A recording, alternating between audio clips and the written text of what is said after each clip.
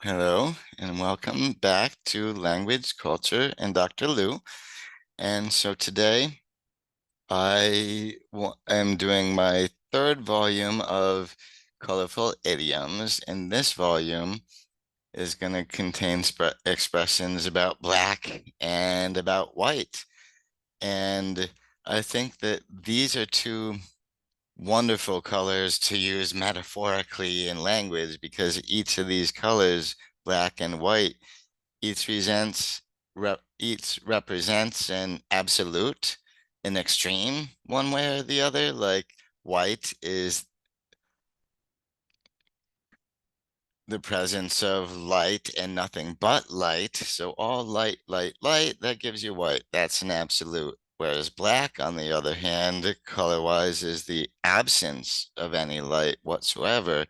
So it's the opposite absolute. And so we have a lot of colorful expressions with use both black and white in opposition to each other, and many with the one or the other. And so let's first start with idioms in English, and then I'll move on to idioms in other languages involving black and white as well. And just as a side note, since this is volume 3 of my colorful idiom series, I'm including the link to volume 1 and a link to the volume 2 in the description of this video here. So please do go check them out if you haven't checked them out yet. And if you can't find them in the description of this video, you can certainly go to my channel's homepage. So language, culture, and Dr. Lou, the homepage, and you can find them there. So starting with black and white, one expression we use is to say that someone sees everything in black and white, which means uh, seeing only one possible solution to any given problem. And there's really no real room for compromise or anything like that. And so a very, very determined one way or the other, someone who is not very, I guess, morally flexible, sees everything in black and white.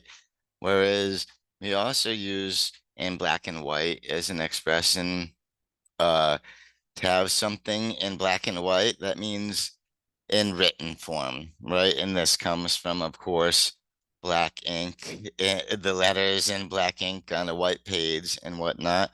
And so it's interesting to me that black and white is used in both of those two ways. First, for no moral ambiguity, and second, for write it down.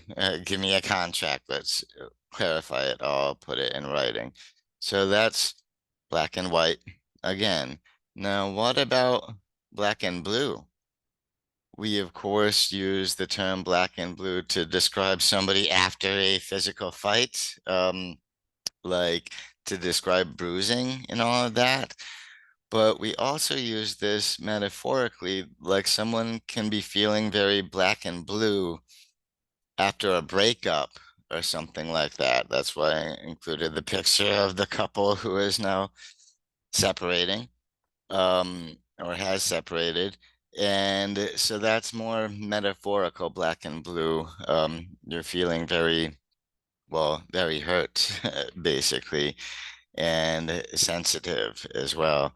And so black and blue in a slightly more literal sense when we're meaning somebody is bruised after a fight, and more metaphorical sense when we're talking about their emotions and how they're feeling. Now, black sheep, of course, we often hear this in reference to a family. Somebody is the black sheep of the family. They're sort of looked down on. They're seen as an outsider, and that's what a black sheep is. He's an outsider, or sees an outsider, as the case may be. Um, And so that's why the little white sheep over there are kind of sunning the black one because he's not part of the group. He's an outsider. So that's what Black Sheep is all about. It's about being very different and therefore not exactly part of the group. And so you're an outsider. And so another expression with black that I find really funny is, the pot calling the kettle black. The irony of this, because as you can see in the illustration, they're both black. And so it's kind of hypocritical. And it's also a way of saying, of pointing out how people often recognize faults in others that they fail to see in themselves. And so, yeah, that's about the pot didn't notice that, he's black too. It's not just the kettle who's who's black in that picture. And so, yeah, and so obviously this is why the kettle is having such a bad reaction to it. And now in Spanish, getting to other languages. So in Spanish, there's an idiom. If someone has black guts, that means they're a very bad person. They're a very, very bad person. So that's why I picked Cruella de Vil, of course, to exemplify a very, very bad person. Any animal lover would probably agree that she's a terrible example of a human being. And so in another language, in German, we have um, to pass the black Peter to someone. That's, well, the meaning of that is to pass the buck. And so either way, what you're doing is shirking responsibility and dumping it on somebody else. You're making somebody else responsible for this. And where does this come from? I think it's a reference to Black Pete in Dutch lore from the 17th century. Saint Nicholas had a helper named Black Pete. And so I did not put any image of this Black Pete on the screen here because I think it's entirely offensive. An issue of Black Pete is pretty offensive. Because it's often people wearing blackface and an afro wig, and really it's a nasty stereotypical caricature. Anyway, so I just figured this picture is better, so is how people just pointing down and making it somebody else's responsibility and really not doing it themselves. And of course, in English, we just say to pass the buck. Now, in Dutch, speaking of Dutch, I have an idiom from Dutch too, to sit on black seed, which is to be really broke, to have no money whatsoever, to be really broke. And it's actually this idiom, it's a reference to behavior of a bird in a bird cage sitting on black seed. That's where the idiom comes from, but what it really means today is to be really broke.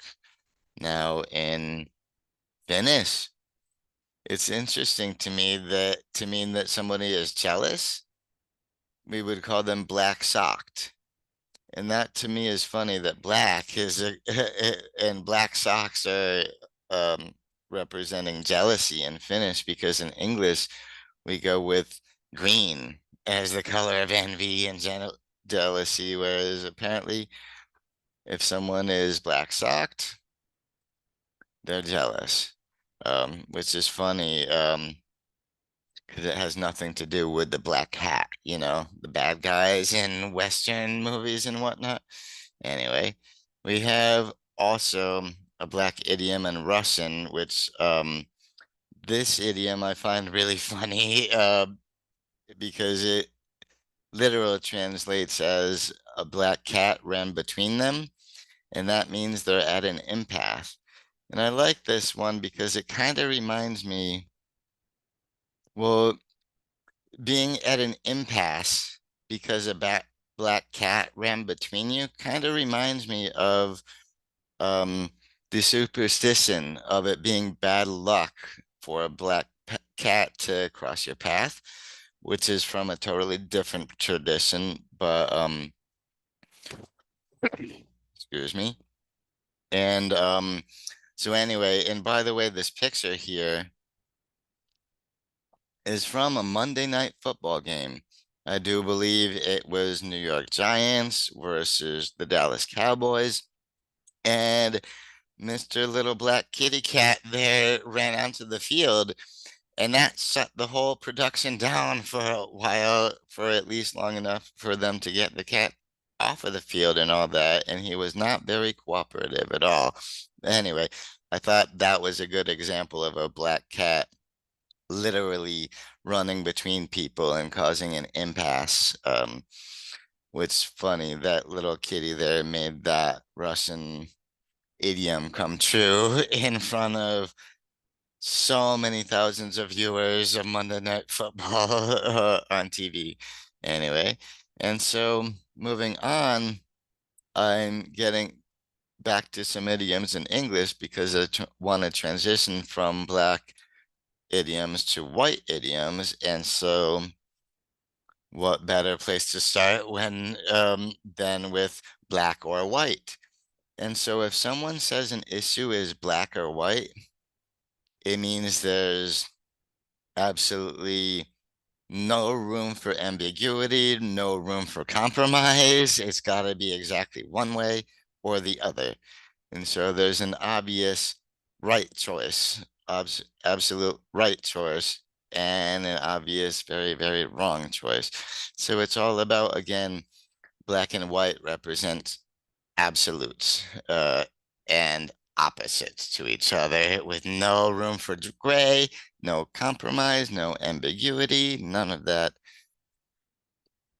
So you got black or white, and that's it. So speaking of white, what about raising the white flag or waving the white flag? Of course, in English, this means to surrender.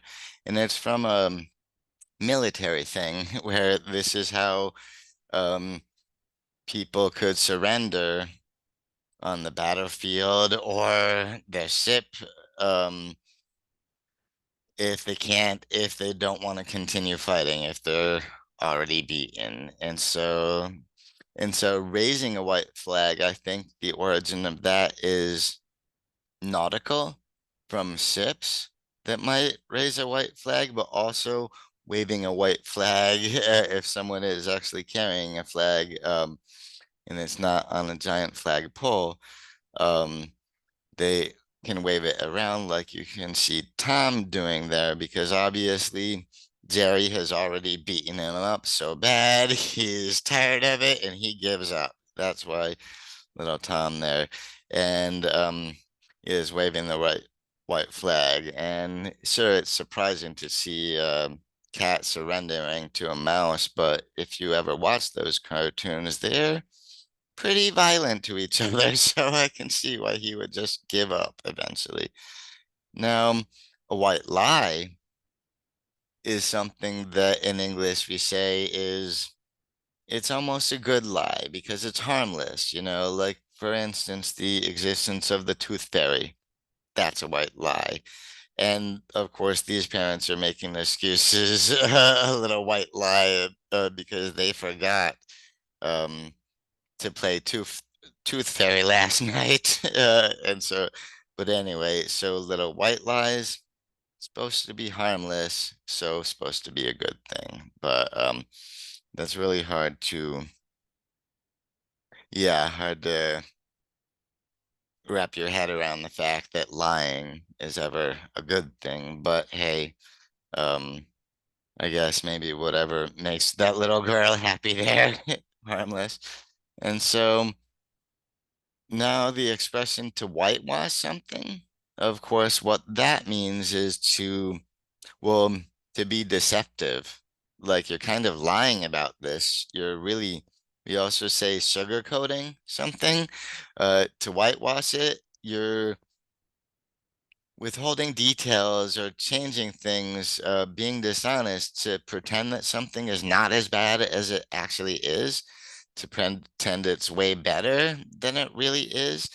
And this brought to mind to me Mark Twain's book, The Adventures of Tom Sawyer, when I think the story goes something like this.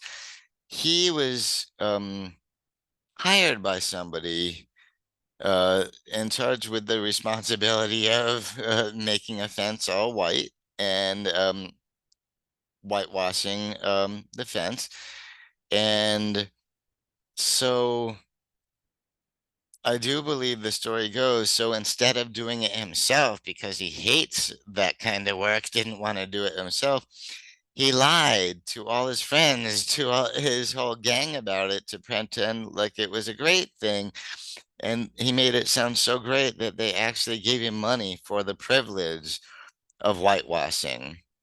So uh, he is, yeah, being dishonest there and profiting from both sides. And yeah, that story is the perfect one to exemplify whitewashing, the idiom anyway. And it actually involves making a fence literally white as well. And so, what about other languages with white idioms in them? In France, of course, naturally, we have an idiom that seems very culinary.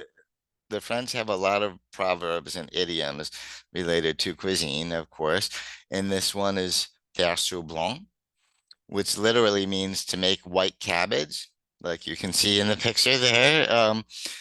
But it actually means to fail despite trying your best at something or to draw a blank. And I think this expression was not originally culinary. I think it's a reference to faire coup blanc. And un coup blanc is a, I guess, how do we translate that? A blank strike, like swing and a miss kind of a deal. And so that's why it perfectly relates to draw a blank or to fail at something, even though you're trying.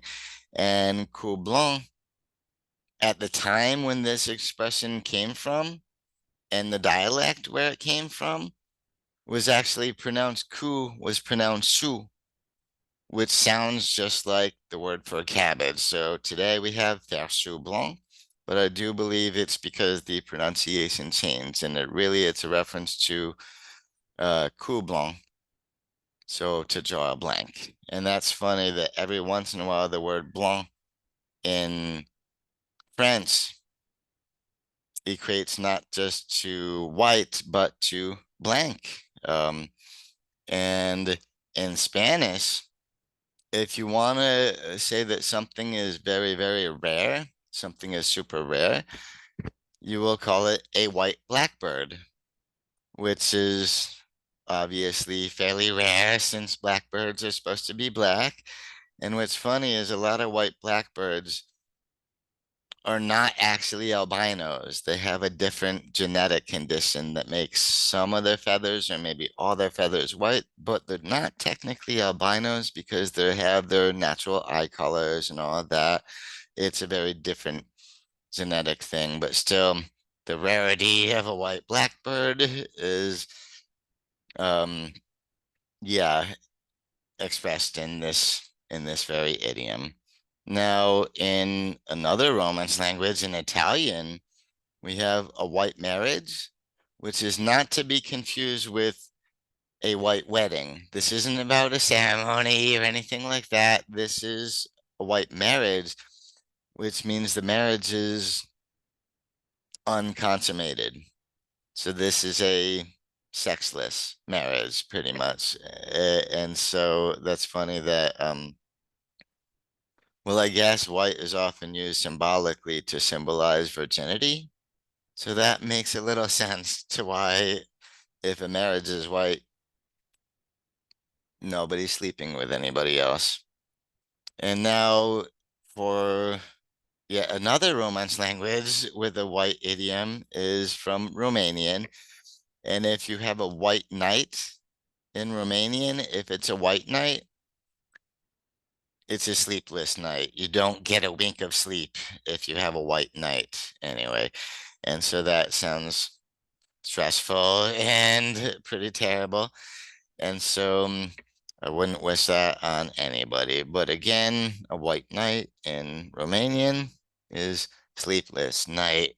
So we're talking possible insomnia or just not being able to sleep a wink for any variety of reasons. And so what about a Germanic language like English? We have German here, and a white idiom to see a white mouse in German is to hallucinate. And so we're not going to yeah, anyway, um yeah, that's why I chose this cartoon mouse that's very personified, very much looks like a person, because this is more like a hallucination than it's an actual mouse. So it's to hallucinate. If you see a white mouse in German, it's to hallucinate, which is very different than making somebody see red mice in another language, and that's something very different. Is to threaten people. I mean, to make them see green mice, is to threaten them in another language. And check out volume 2 of my colorful idiom series if you want to know more about that expression. Now, in Swedish, we have a white week is what we would call white week is a week with absolutely no alcohol whatsoever. So a white week, a week with no alcohol. So here in Swedish, I guess this white is standing in for sobriety, you know? And so in Tagalog, this is where my very last white idiom is coming from. And if you say that somebody is white-eared, it means they're stingy. They're very, very stingy. So white ear equals stingy. And so then I mean, this bunny is not a very good example because I don't think bunnies are known for being stingy, but he has beautiful lop white ears, so I wanted to pick him. So thank you so much for everybody who watches to the end of my video.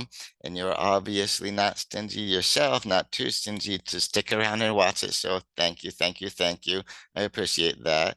So please do give this a thumbs up. If you're not subscribed to the channel, please do. I would appreciate that very much. And again, check out volumes 1 and 2 if you haven't seen them yet. Volume 1 is about pink and blue, and volume 2 is about green. So, um, yeah, so please do check them out. And again, I always am very appreciative to everybody who sticks around to the very end. So thank you very much. Have a good one. See you around next time.